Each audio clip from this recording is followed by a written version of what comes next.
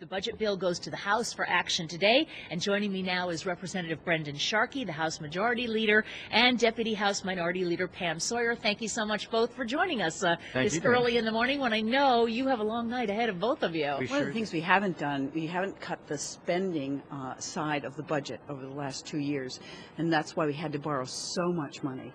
Where we are today is in this huge hole because we have so much spending.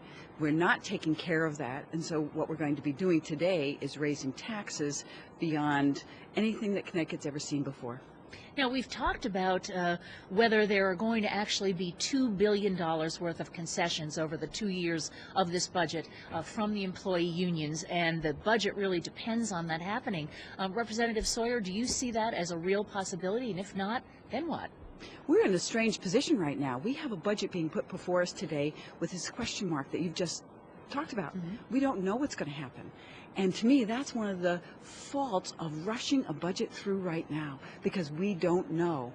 And we're not used to having that kind of question mark before us. We usually have a budget, we have some idea, we usually have another month and a half ahead of us, or at least another month to be able to know exactly what's in it. And we don't have that right now. Representative Sawyer, at one point, it looked as though that authority was going to go directly to OPM to make those decisions, that it might not come back to the legislature. How did you feel about that?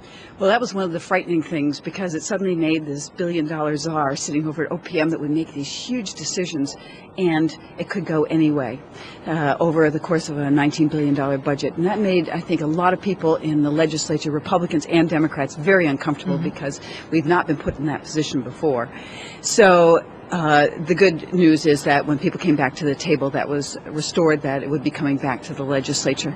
You know, we talk about this budget that we're going to be looking at today, and I think one of the frightening things we're looking at is a situation where Connecticut has already fallen into a situation of being a heavily taxed state, one of the most heavily taxed in the nation. It used to be Connecticut was poised between Massachusetts, Rhode Island, New York, and with New Jersey just off our elbow. And we used to be considered almost a tax haven, and not anymore. What's happened is we watched this year New Jersey and New York take care of their budget by reducing spending and not raising the taxes the way we're looking at here today. It's just amazing to me that Connecticut would go in the other direction. We are the last state in the union to get to the tax-free day in May, and so now what do we have? We have a situation where we're going to boost those taxes now over $1 billion, and I think it's the wrong way for Connecticut to go right now. So why not sunset some of these? Why not say, okay, we're in a deep financial crisis right now, we're going to put these in place, but they are going to expire 2 years from now when the next budget comes up? I can tell you that in my career here, we really have tried sunsetting on 1 or 2 occasions for different things, and it's not happened. I think that's pretty blunt. But what I'd rather say is, you know, there's not a need to put in so many new taxes. It's really not a need if we were going to take the spending side, grab hold of it, work it through carefully, and make the cuts that are needed to be able to have only the government that we need and that we can afford. The budget that you'll see today will have an amendment that the Republicans will bring, and it will be a no tax increase budget on top of that.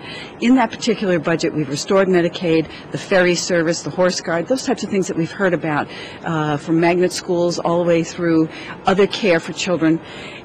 When you look at that budget, it has no tax increase, and it does not put any more responsibility back onto the towns. We flat funded, we carefully made sure that there's no cut back into the towns. So we worked very hard on it, spent many weekends trying to put this together. So there is an alternative, and we're hoping that it will be taken seriously today.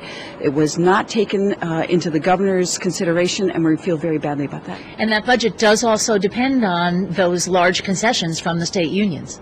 Yes, it does, because that was the only thing we could put on our plate, because that's all we've been offered. The legislature does not negotiate with the unions. Thank you so much for joining us. Anybody want to make a prediction on how late we go tonight? Oh, I don't know. I'm getting my pillow ready. I'll put it that way. And I have my snacks. Okay, great. Thank you so much for joining us, both of you, Representative Sharkey and Representative Sawyer.